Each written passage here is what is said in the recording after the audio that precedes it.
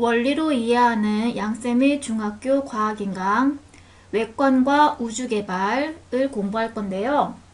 외권이라고 하는 것은 지구, 이게 바깥 외니까 지구 밖에 있는 우주를 얘기하는 거예요. 그래서 이번에는 외권과 우주개발 단원을 공부할 거고요. 오늘은 첫 번째, 계절에 따라 다른 별자리가 보여. 이 별자리에 대한 공부를 할 거예요. 학습지 1번 별자리에 대해서 공부를 할 건데요.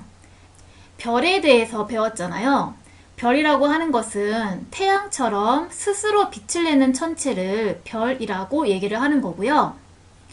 그때 별자리라고 하는 것은 별들을 서로 연결해서 이름을 붙인 것을 별자리라고 하는 거예요. 예를 들어서 이 별자리는 이 별들을 서로 연결했을 때 모양이 백조처럼 생겼으니까 백조자리라고 별자리의 이름을 붙여주는 거예요. 오늘날 널리 알려진 별자리들은 약 5,000년 전에 바빌로니아의 양치기, 양을 보살피는 그 사람들이 밤하늘에 밝은 별들, 밤하늘에 밝게 보이는 별들이 눈에 띄니까 밤하늘에 밝은 별들을 이렇게 이어서 동물이나 물건의 이름을 붙인 것에서 별자리가 시작이 되었어요. 그 후에 이런 별자리들이 그리스로 전해졌고, 그래서 별자리들의 신화 속 인물들의 이름이 붙여졌어요.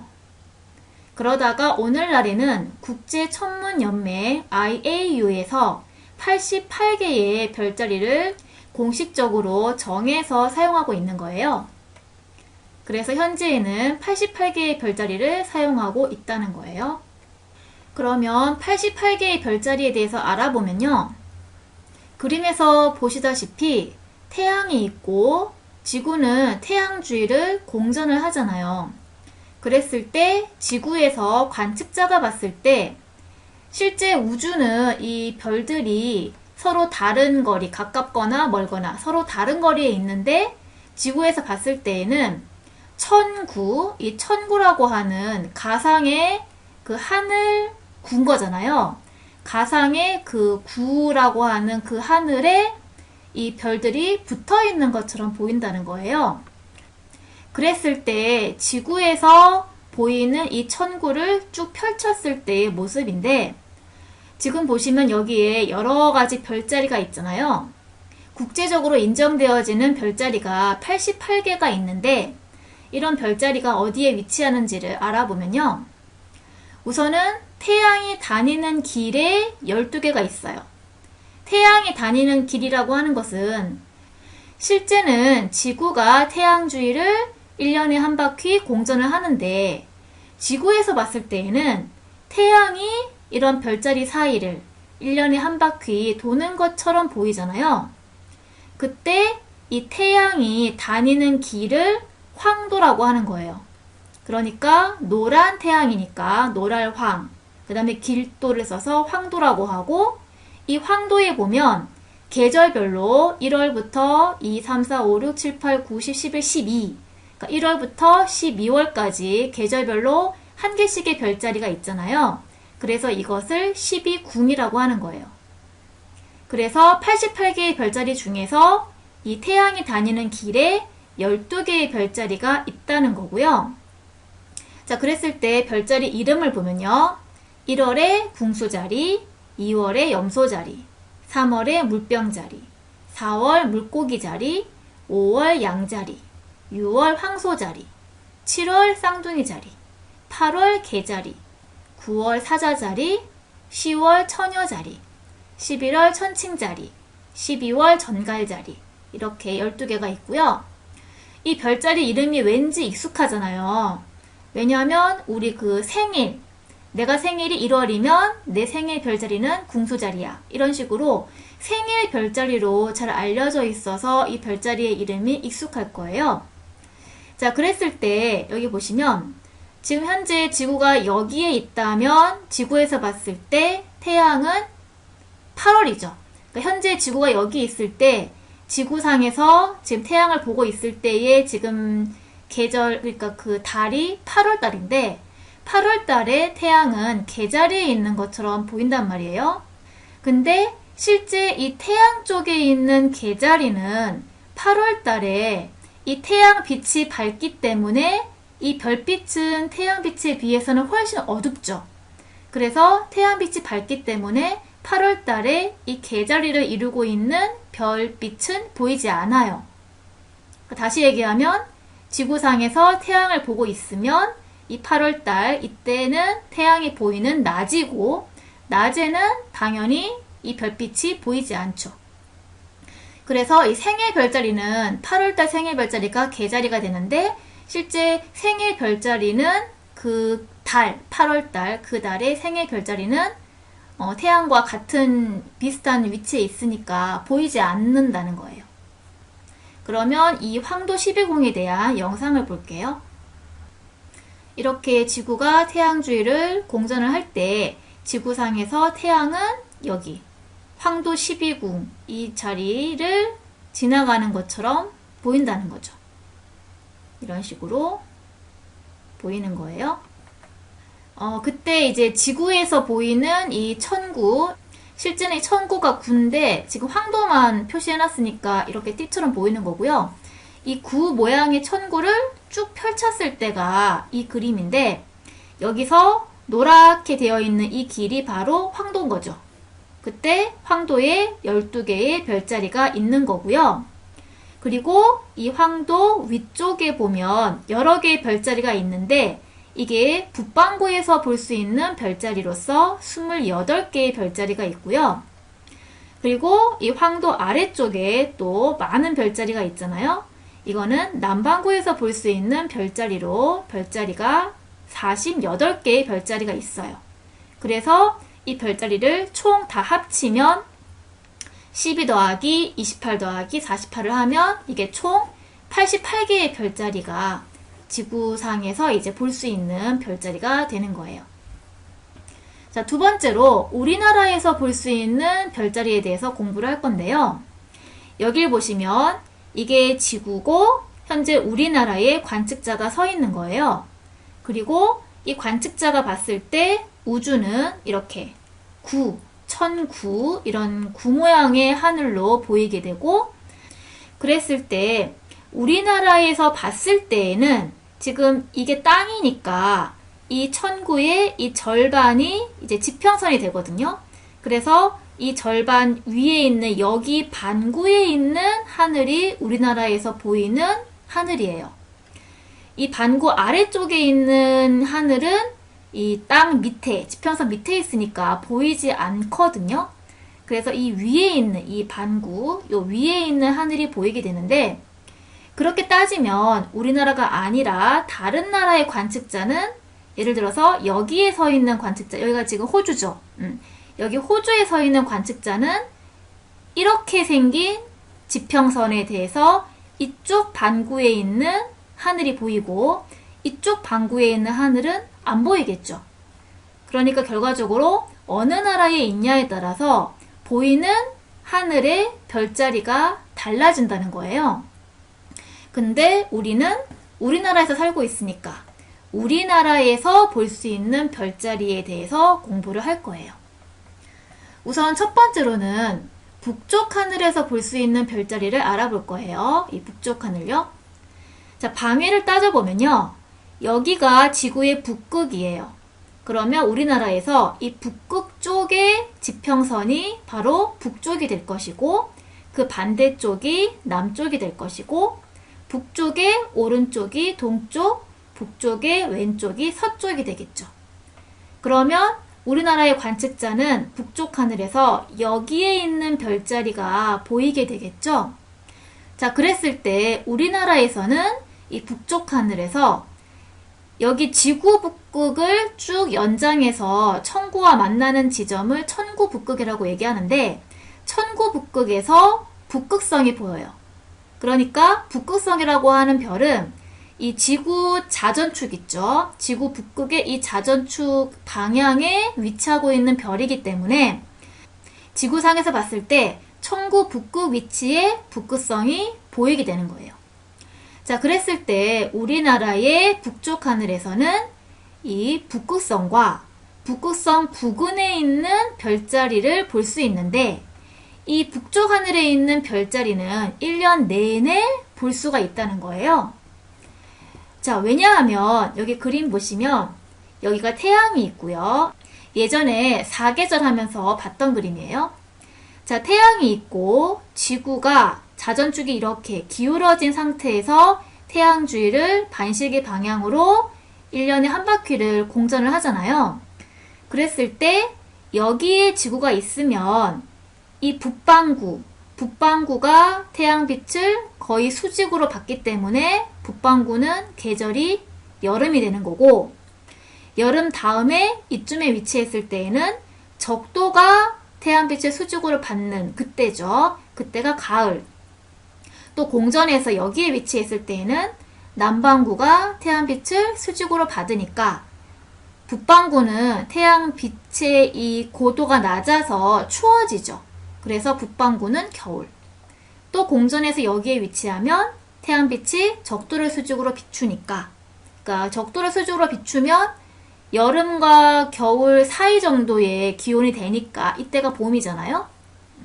그래서 이렇게 이제 봄, 여름, 가을, 겨울이 생기는데, 여기서 우리가 보고자 하는 것은 뭐냐면 지금 현재 우리나라에 관측자가 서 있는데요. 이 지구상에서 햇빛을 받는 여기 반쪽은 낮이 되겠죠. 그리고 태양 반대쪽은 햇빛을 받지 않으니까 밤이 되는데, 현재 우리나라의 경우에는 여기가 지평선이에요. 땅.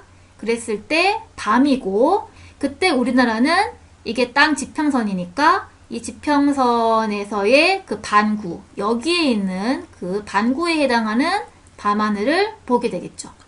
그랬을 때 이쪽이 북극이니까 우리나라에서 이쪽 편이 북쪽이잖아요. 그때 이 지구의 북극을 쭉 연장한 곳에 북극성이 있다고 했고, 그리고 그 부근에 여러 가지 별자리가 있잖아요. 그랬을 때 여기 여름 밤에 북쪽 하늘에서 북극성과 그 부근의 별자리가 보이잖아요. 그렇죠? 자, 그리고 이제 또 시간이 지나서 공전에서 가을이 되었을 때 여기 위치에 우리나라가 있을 때 태양 반대쪽이니까 밤에 별자리가 보이는데, 마찬가지 이 북쪽을 보면 역시 북극성과 그 부근의 별자리가 가을에도 북쪽 하늘에서 보이겠죠. 자, 또 공전에서 겨울이 됐어요. 겨울에 태양 반대쪽, 여기에 우리나라가 위치할 때 밤하늘이 보이는데 이쪽이 북쪽이죠. 역시 북쪽을 보면 북극성과 그 부근의 별자리가 북쪽 하늘에서 보이겠죠. 자, 또 공전에서 봄이 됐어요. 그럼 봄이면 이건 지금 실제 이제 태양 반대쪽에 우리나라가 있는 거예요. 그림상으로 표시할 수 없어서. 어쨌든 이 태양 반대쪽에 우리나라에서 밤하늘을 봤을 때 이 북쪽을 쳐다보면 북극성과 그 부근의 별자리가 보이잖아요. 어떤 의미인 줄 알겠죠? 그러니까 이 북극성과 그 부근에 있는 별자리는 북쪽 하늘에 있으니까 1년 내내 볼 수 있는 별자리다라는 그런 얘기인 거예요. 자, 그런 얘기고요. 그리고 이제 그 중에서 북극성은 특히 독특한데요. 북극성은 지구 북극쪽 이 자전축 방향에 북극성이라는 별이 있다고 했잖아요. 그랬을 때 지구가 자전축을 중심으로 자전을 하면서 또 태양을 중심으로 공전을 하게 되는데, 이 북극성은 자전축에 위치하고 있으니까 지구가 자전을 해서 시간이 달라져도 이 자전축은 고정되어 있으니까 자전축 위치에 있는 북극성은 움직이지 않고 고정된 그 위치에서 보인다는 거예요. 마찬가지로 이 북극성이 이 자전축 방향에 있다는 거잖아요. 그런데 이 그림하고는 좀 다르게 훨씬 멀리 있겠죠. 그러면 이 태양을 중심으로 지구가 공전을 한다 해도 자전축이 움직이지 않은 채 공전을 하잖아요. 그러니까 자전축 방향에 있는 북극성의 위치는 지구상에서 관측했을 때 이 자전축이 고정되어 있으니까 북극성의 위치도 변하지 않고 이 계절에 따라서 변하지 않고 항상 그 어떤 북극성이 있는 그 위치에서만 북극성이 보인다는 특징이 있어요. 그래서 나중에 스텔라리움에서 볼 건데, 북극성이라고 하는 이 별은 움직이지 않고, 그러니까 시간이 지나도 또 계절이 바뀌어도 항상 북극성은 움직이지 않고 그 위치가 고정되어 있는 별인 거예요. 자, 그러면 북쪽 하늘의 별자리를 찾아보도록 할 건데요. 우리나라 북쪽 하늘을 보면 이와 같은 별과 별자리들이 보여요. 자, 그때 제일 먼저 북극성을 찾아볼 건데요. 지금 보다시피 보시면 이게 밤하늘을 보면 밝은 별이 있고 어두운 별이 있는데요. 밝게 보이는 별은 크게 보이겠죠. 그리고 어둡게 보이는 별은 이렇게 작게 보이잖아요. 그걸 표시해 놨고요. 그때 보시면 북극성이라고 하는 것은 잘 알려져 있는 별자리지만 이 보시면 밤하늘에서 보면 북극성은 어두운 별이어서 실제 찾기가 어려워요. 그래서 북극성을 어떻게 찾냐면 이렇게 밝은 별들로 구성이 되어서 비교적 찾기가 쉬운 별자리가 북두칠성 그리고 여기에 있는 카시오페이아 별자리인데요. 이걸 이용해서 북극성을 찾을 수가 있는 거예요. 그래서 북극성을 찾는 방법에 대해서 알아볼 거예요. 북극성을 찾는 방법은 두 가지가 있는데요. 첫 번째는 북두칠성으로 북극성을 찾는 방법이에요. 이 북두칠성이라고 하는 별자리는 우리나라에서 유명한 별자리죠. 이게 국자 모양으로 생긴 별자리인데 우리 조상들이 붙인 이름이고요. 그러니까 이게 7개의 별로 이루어져 있으니까 이제 칠성인 거잖아요. 근데 이제 국제적으로는 큰 곰자리에 속해 있는 별자리예요. 그러니까 이 북두칠성이라고 하는 별자리는 그 국제천문연맹에서 정한 88개의 별자리에는 속하는 별자리 이름이 아니라는 거예요. 그 88개에 속하는 별자리의 이름은 큰 곰자리고 그 중에 일부에 북두칠성이 있는 거라는 거죠. 이 북두칠성의 이름은 우리 조상들이 붙인 이름이다. 그런 얘기고요. 자, 그때 북두칠성을 가지고 북극성을 찾는 방법은요. 이 밤하늘에서 이 국자 모양의 북두칠성은 정말 찾기가 쉬워요. 그래서 북두칠성을 먼저 찾고 그 다음에 어떻게 북극성을 찾냐면 이 북두칠성의 국자 끝을 이루고 있는 두 별이 있죠. 이 두 별의 거리를 잰 다음에 이 잰 거리의 5배 여기서부터 해서 하나, 둘, 셋, 넷, 5 여기 위치에 항상 북극성이 있어요. 이렇게 찾거나 아니면 카시오페이아라고 하는 별자리가 있는데요.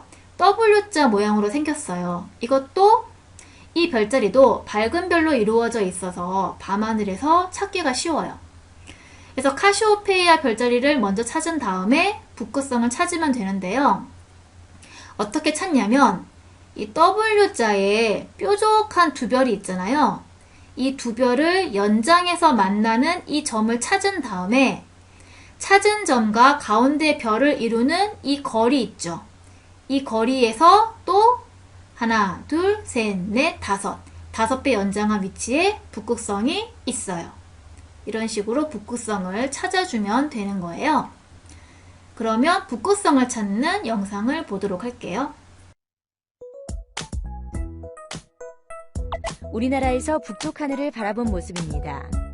별자리를 확인해 볼까요?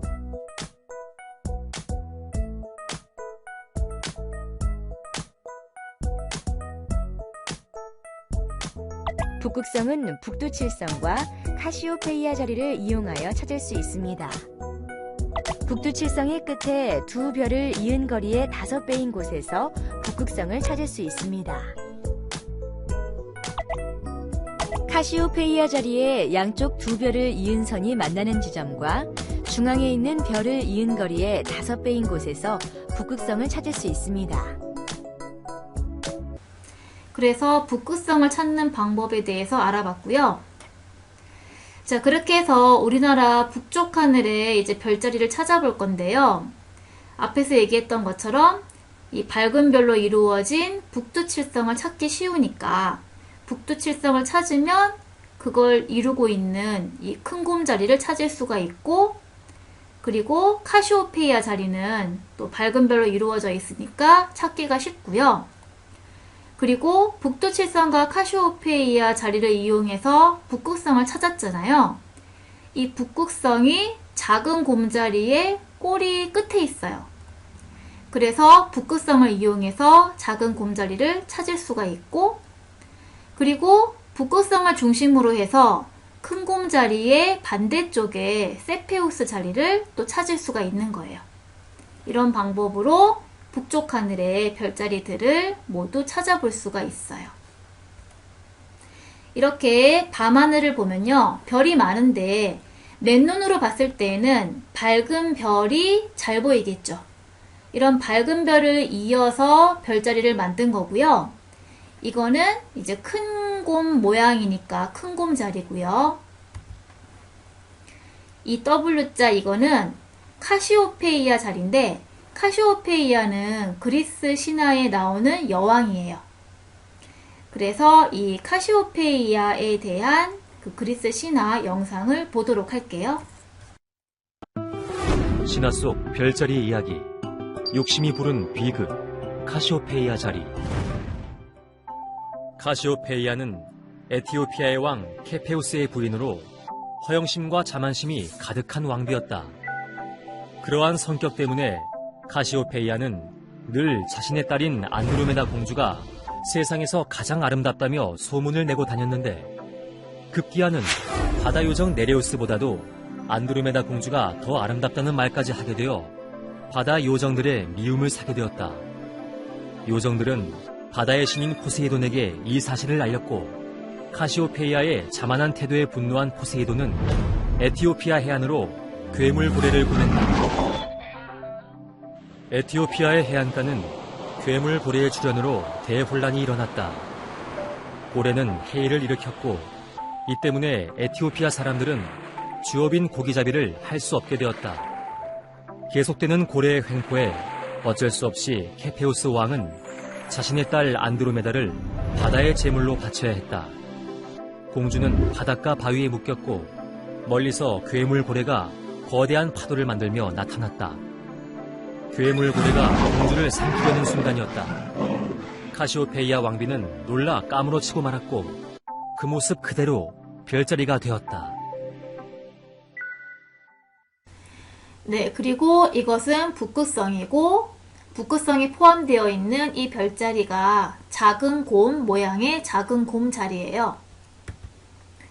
이거는 세페우스 자리고요. 세페우스 자리는 앞에서 영상에서 봤는데, 그리스 신화에서 세페우스가 카시오페이아 여왕의 남편이고요.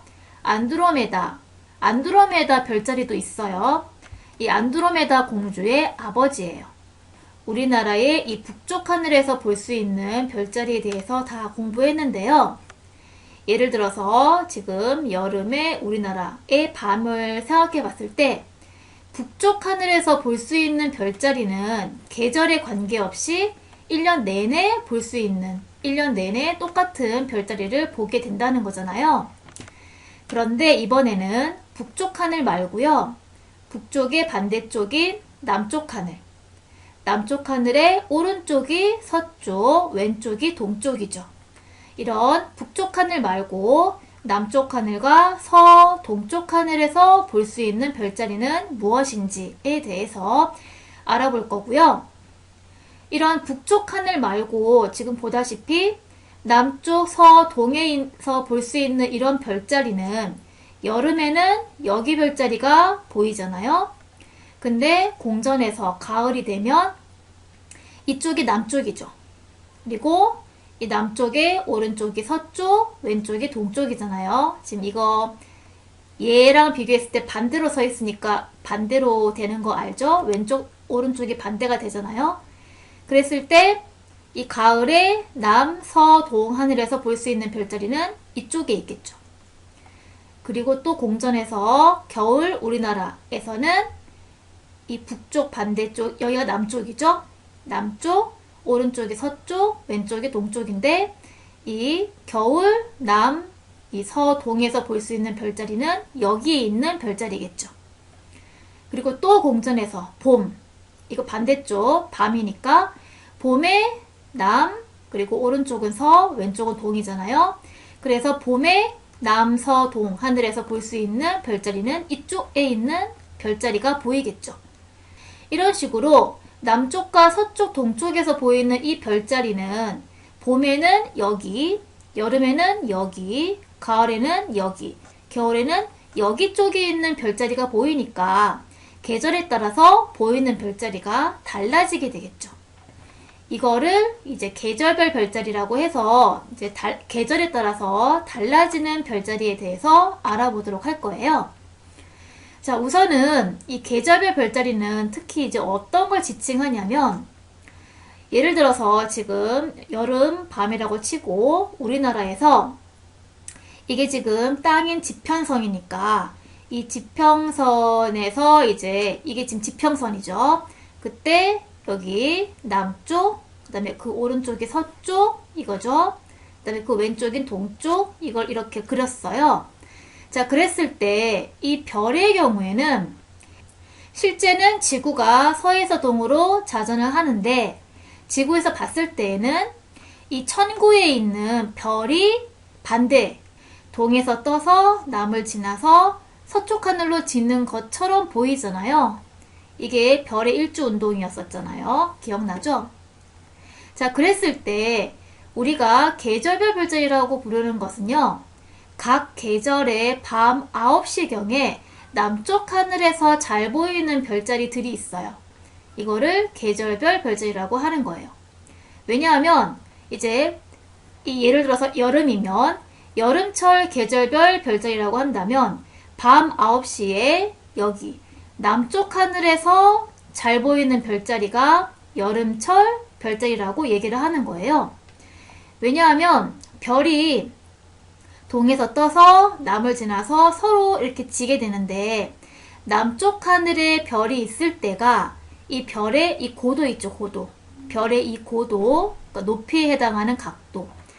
별이 남쪽 하늘에 있을 때가 이 별의 고도가 가장 높기 때문에 가장 잘 보여요. 이 별의 고도가 이렇게 낮아요. 동쪽이나 서쪽에 있을 때에는 별의 고도가 낮잖아요. 별의 고도가 낮으면 이 지표면에 있는 뭐 숲이나 건물 같은 것 때문에 이 별이 가려서 잘 안 보이잖아요. 그런데 남쪽 하늘에 별이 있을 때에는 이 별의 고도가 밤하늘 높이 떠 있기 때문에 별이 잘 보이는 거예요. 그래서 이 각 계절마다 보통 이제 별을 이제 밥 먹고 나서 밤 9시경에 별을 많이 보겠죠?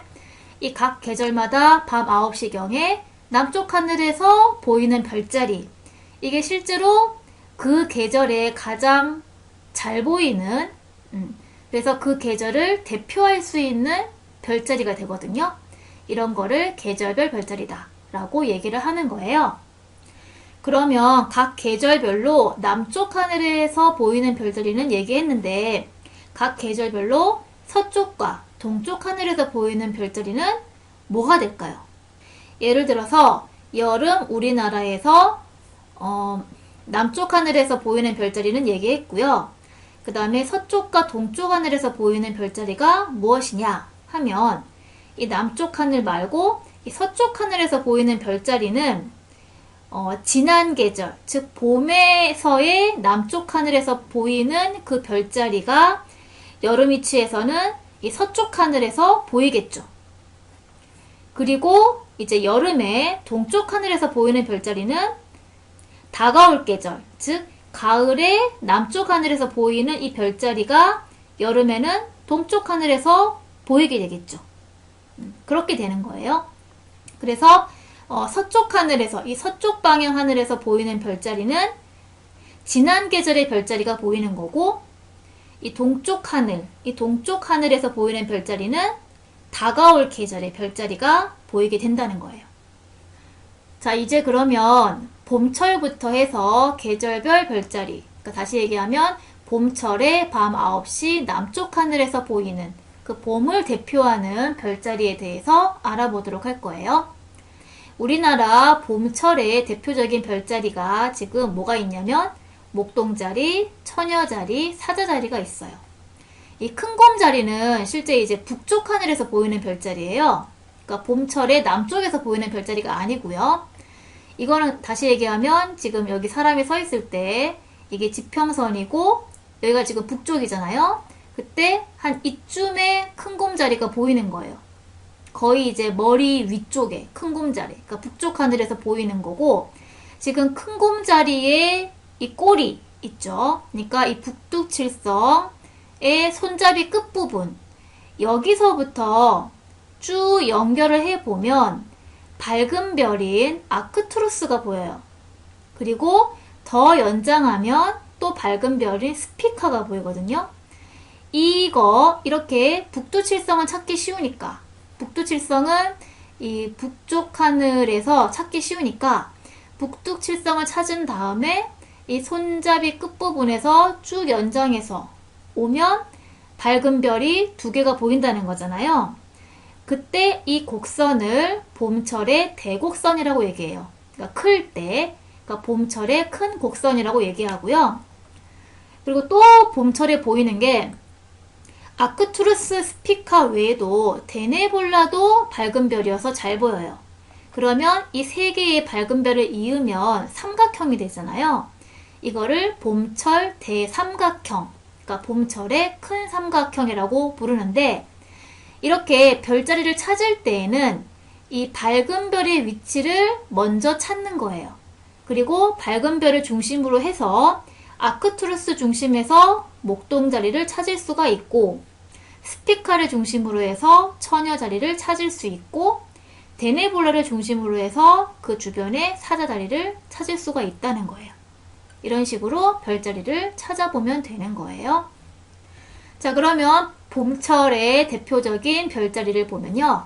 이것이 목동 자리, 이렇게 목동. 그러니까 목동은 가축을 돌보는 사람이잖아요. 그때 이제 이거는 그 목동이 가지고 있는 방망인데, 그 가축을 잡아먹는 뭐 늑대나 사자 등을 때려잡을 때 쓰는 방망이에요. 이런 게 있고요. 그리고 봄철에 있는 그 처녀 자리, 또 봄철 별자리가 사자 자리, 이런 것들이 있어요. 자, 이번에는 여름철 밤 9시 남쪽 하늘에서 보이는 여름철의 대표적인 별자리에 대해서 알아볼게요. 별자리 찾는 방법은 아까랑 동일해요. 우선은 밝은 별의 위치를 먼저 찾는 거예요. 그래서 우리나라 여름철에는 이러한 별자리가 보이는데, 여름철 밤하늘에는 유난히 밝은 별이 3개가 보여요. 이게 데네브랑, 그리고 견우성, 알타이르라고 부르는 견우성, 그리고 직녀성, 베가라고도 불러요. 이렇게 유난히 밝은 별 3개의 별이 보이는데, 이 3개의 별을 이으면 삼각형이 되죠. 이거를 여름철의 대삼각형이라고 얘기하는 거예요. 여름철의 큰 삼각형, 그런 얘기고요. 그래서 이 밝은 별을 찾은 다음에 데네브라고 하는 밝은 별 주위에서 백조 모양의 백조 자리를 찾을 수가 있고, 그 다음에 견우성을 중심으로 해서 독수리 자리, 그 다음에 직녀성을 중심으로 해서 거문고 자리를 찾아볼 수가 있다는 거예요. 이런 식으로 여름철의 대표적인 별자리를 찾아볼 수가 있고요. 그 다음 특히 이 견우성, 직녀성은 견우와 직녀라고 하는 그 옛날 이야기가 있잖아요. 그 이야기가 왜 나오게 됐냐면, 여기 보시면 이게 지금 여름철 밤하늘이고, 여기가 바로 그 땅, 지평선인데요. 뿌옇게 보이는 게 있어요. 이게 바로 뭐냐면 은하수라고 하는 거고요. 그 여름에 혹은 겨울에 보면 뿌옇게 보이는 은하수가 보이는데, 이게 왜 뿌옇게 보이냐면 천체들이 많이 모여 있어서 뿌옇게 하얗게 보이는 거예요. 자, 그랬을 때 여름철에 보시면 이 은하수를 사이에 두고 이쪽에 견우성이 있고 반대쪽에 직녀성이 있어요. 그리고 옛날 얘기에 의하면, 그러니까 이게 견우, 이게 직녀, 그리고 여기가 이 은하수가 용이 노는 냇물, 이렇게 전설을 만들어서 견우와 직녀가 이 은하수라고 하는 그 강, 냇물을 사이에 두고 떨어져 있는 모습을 상상해서 이야기를 만든 거예요. 그러면 견우와 직녀 이야기도 영상으로 보도록 할게요. 견우와 직녀.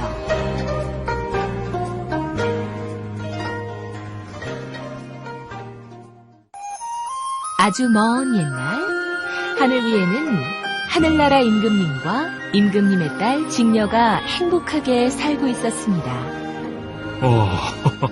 직녀야, 네 배짜는 솜씨는 언제나 최고로구나. 아바마마, 감사합니다. 하지만 매일 배만 짜고 있으니 걱정이 되는구나. 가끔 바깥 구경도 다니려무나.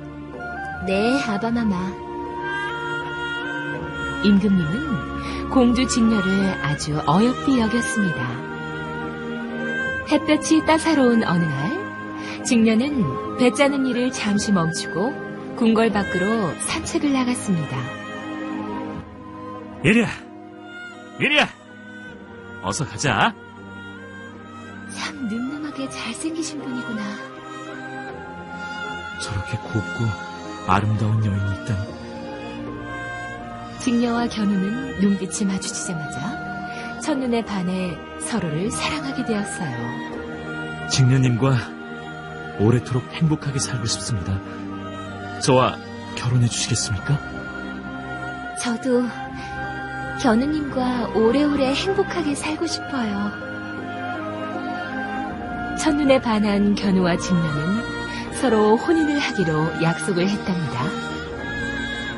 하늘나라 임금님은 공주가 소를 모는 청년과 사귀는 것을 알고 매우 화가 났습니다. 어떻게 하늘나라 공주가 겨우 소를 모는 청년과 사귀다니. 다시는 만나지 말거라. 용서해주세요, 아바마마. 저는 견우님 없이는 살 수가 없습니다. 내 말을 듣지 않겠다는 거냐? 당장 두 사람을 은하수 동쪽과 서쪽 끝으로 보내 다시는 만나지 못하게 하라. 아바마마, 제발 용서해주세요. 임금님은 크게 화가 나서 두 사람에게 벌을 내렸어요. 그렇게 견우와 직녀는 은하수를 사이에 두고 동쪽과 서쪽으로 떨어져 살게 되었습니다. 매일매일 견우와 직녀는 넓은 은하수를 사이에 두고 서로를 그리워하며 애타게 불렀어요. 견우님, 보고 싶어요. 직녀님!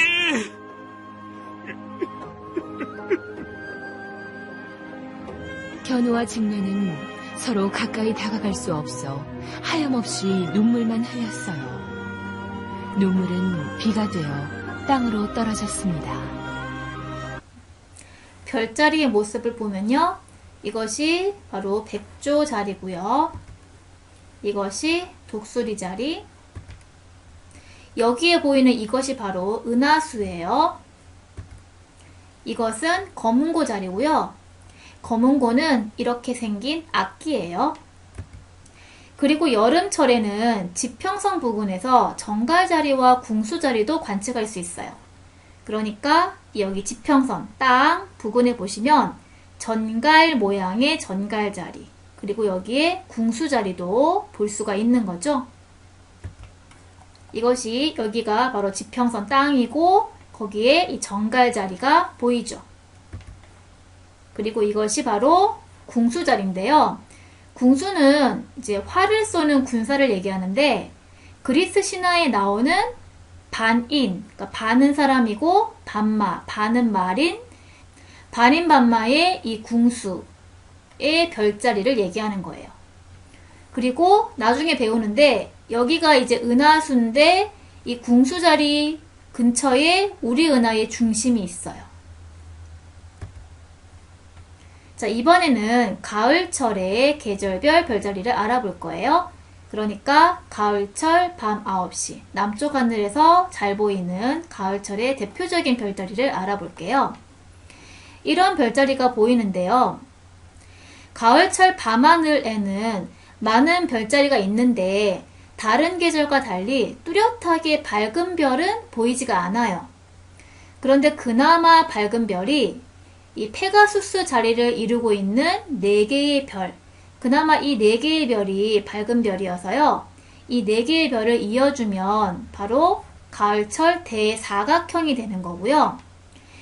그래서 이 4개의 별을 찾으면 이걸 구성하고 있는 페가수스 자리를 찾을 수가 있고, 그리고 이 4개의 별 주변에서 이쪽으로 안드로메다 자리, 그리고 이쪽에 양자리, 그리고 이쪽에 물고기 자리를 찾아서 관측할 수가 있는 거예요. 그래서 보시면 이것이 페가수스 자리고요. 페가수스는 날개가 달린 하늘을 나는 말을 얘기하는 거죠. 이것이 아까 앞에서 영상으로 봤던 안드로메다 공주, 안드로메다 자리예요. 이것이 바로 양자리고요. 이것이 바로 물고기 자리예요. 그러니까 여기랑 여기에 지금 물고기가 있는 거네요. 자, 마지막으로 겨울철의 대표적인 별자리, 겨울철 밤 9시 남쪽 하늘에서 잘 보이는 겨울철의 대표적인 별자리를 알아볼게요. 겨울철의 밤하늘에는 밝은 별들이 특히 많이 보여요. 그래서 겨울철의 밤하늘을 보면 진짜 밝은 별들이 반짝반짝하게 많이 보이는데, 겨울철에 보이는 밝은 별 중에서 가장 밝은 별은 큰 개 자리에 코를 구성하고 있는 시리우스예요. 이 실제 시리우스가 밤하늘에서 볼 수 있는 별 중에서 가장 밝게 보이는 별이에요. 그리고 또 밝은 별로 베텔게우스가 있고, 그리고 프로키온이 있어요. 그래서 시리우스, 베텔게우스, 프로키온이 겨울철 대삼각형을 이루게 되고요.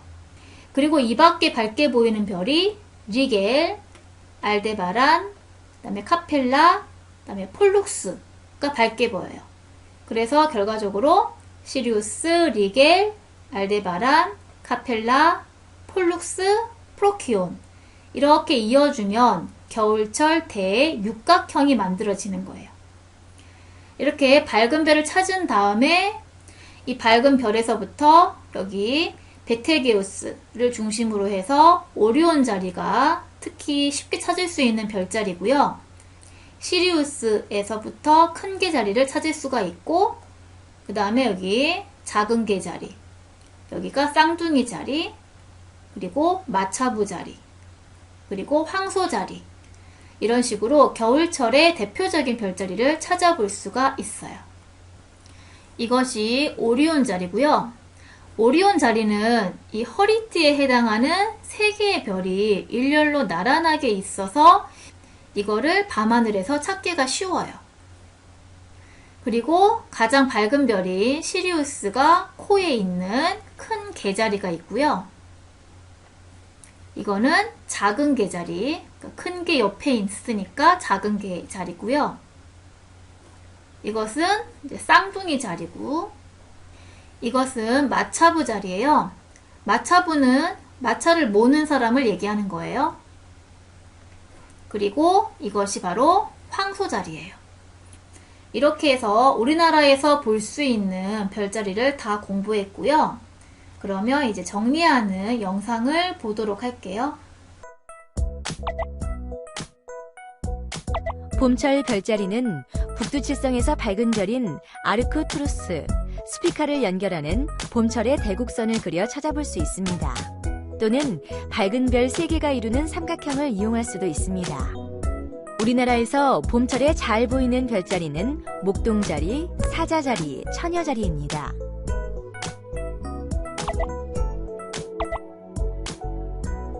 여름철 별자리는 여름철에 밝은 별 3개가 이루는 여름철의 대삼각형으로 찾아볼 수 있습니다. 우리나라에서 여름철에 잘 보이는 별자리는 백조자리, 검은고자리, 독수리자리입니다.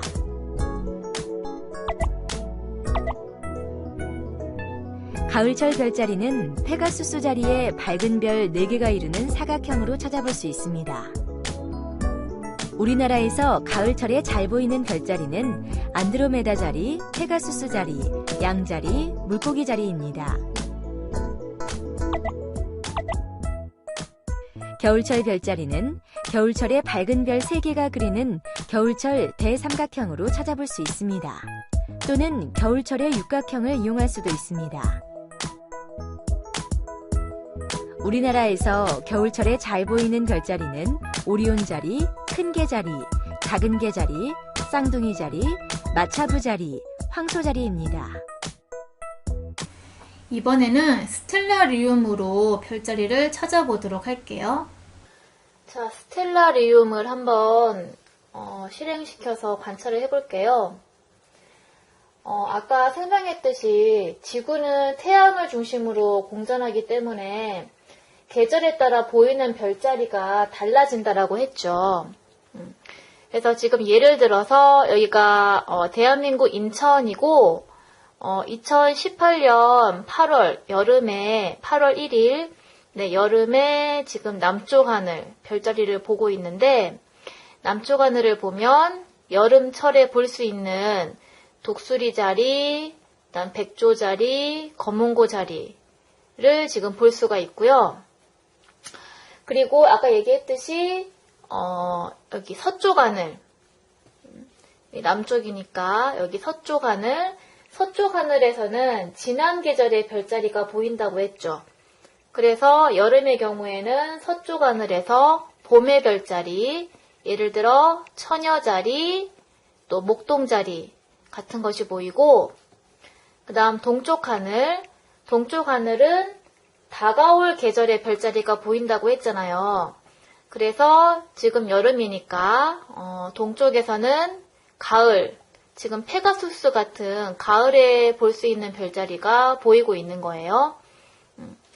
이렇게 계절에 따라서 보이는 별자리가 달라지게 되고, 또 이제 지구의 경우에는 하루에 서에서 동으로 자전을 하기 때문에 시간이 지남에 따라서 별이 반대 방향, 동에서 서로 움직이는 것처럼 보이거든요.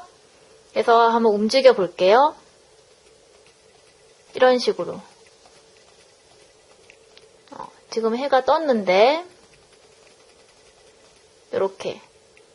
그러니까 지구가 서에서 동으로 자전하기 때문에 별은 동에서 서로 움직이는 것처럼 보인다는 거죠. 이런 식으로. 그래서 결과적으로 이렇게 같은 방향에서 시간에 따라서 보이는 별자리가 달라져 버리게 되는 거예요. 그렇죠? 자, 그래서 지금 우리는 동남 서쪽 하늘을 봤고 우리 북쪽 하늘도 보여줄게요. 아까처럼 8월 1일 21시로 맞춰서 자, 북쪽 하늘로 가볼게요. 자, 여기 북쪽 하늘이죠. 자, 북쪽 하늘의 경우에는 마찬가지 시간이 지남에 따라서 어떻게 되냐? 이렇게. 그쵸? 다시 앞으로 돌려서 마찬가지죠. 이 별자리가 이렇게 동에서 떠서 서로 지는 게 보이죠. 그러니까 지구 자전과 반대 방향으로 별자리가 동에서 떠서 서로 지게 된다는 거예요. 그리고 이때 지금 북쪽 하늘의 경우에는 그래서 이제 별자리가 반시계 방향으로 도는 것처럼 보이는데 북극성이 지금 표시가 안 돼 있죠. 북극성을 한번 찾아볼게요.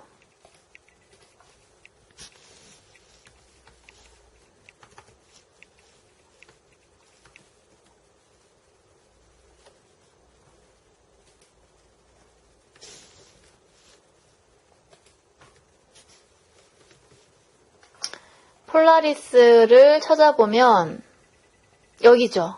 여기 표시되어 있는 부분이 북극성인데 또 시간을 바꿔볼게요. 자, 북극성의 경우에는 이렇게 시간이 지나도 위치가 고정되어 있는 걸 볼 수 있죠. 그리고 북극성 주변에 있는 별자리가 북극성을 중심으로 해서 반시계 방향으로 이렇게 도는 것처럼 보이는 거예요. 그래서 지금까지 별자리에 대해서 알아봤고요. 이제 두 번째로 별의 위치를 나타내 보도록 할게요. 지구상에서 관측자가 서 있고요. 여기 별 S라고 하는 이 별 S의 위치를 나타낼 건데요. 우선 이 관측자가 봤을 때에 이 구 모양의 하늘이 천구잖아요. 이 천구에서 보면 여러 가지 명칭들이 있어요. 그 천구에서의 여러 가지 명칭에 대해서 먼저 알아보도록 할게요. 지구상에 관측자가 서 있는데 이것이 바로 천구고요.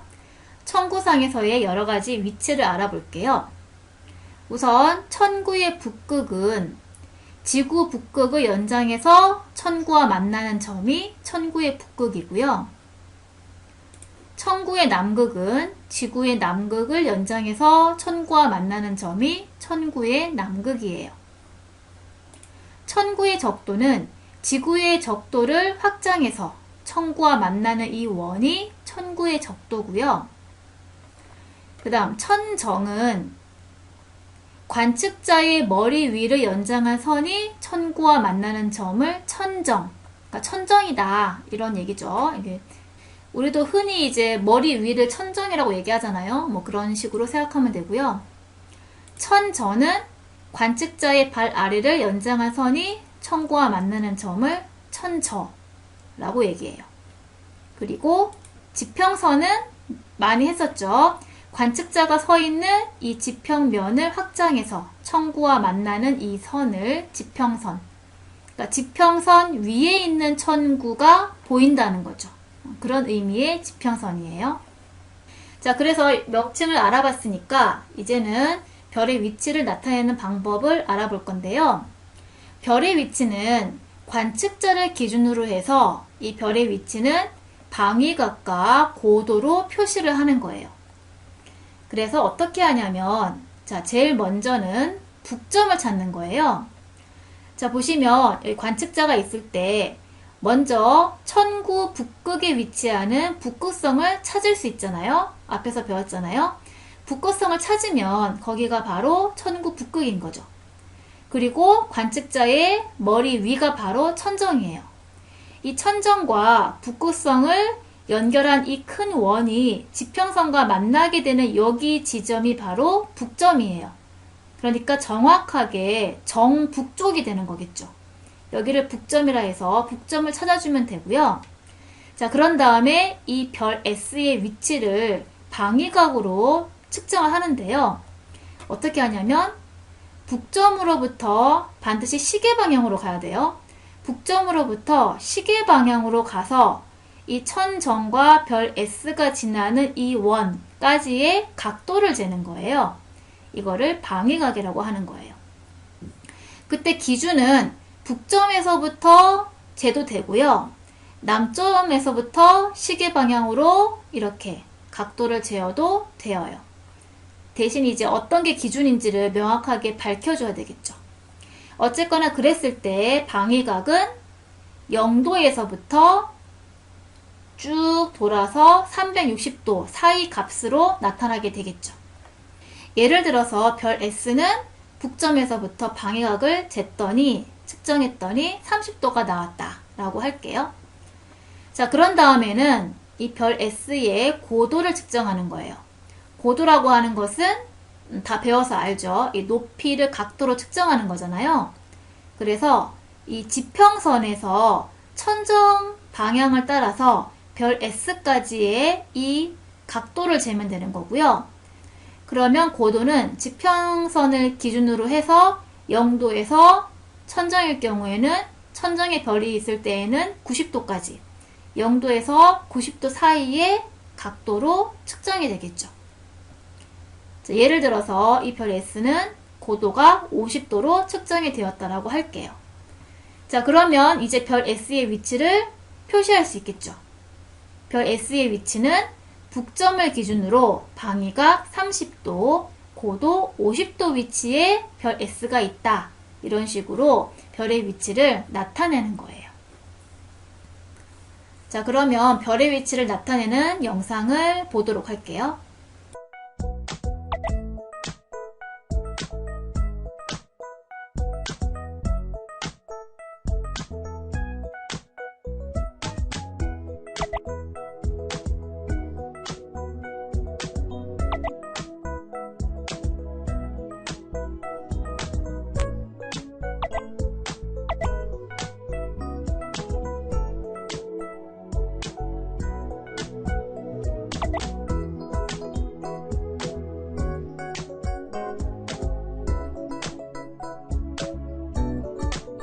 자, 그럼 마지막으로 우리가 실제로 밤하늘에서 별자리를 찾아보고 싶을 수 있잖아요.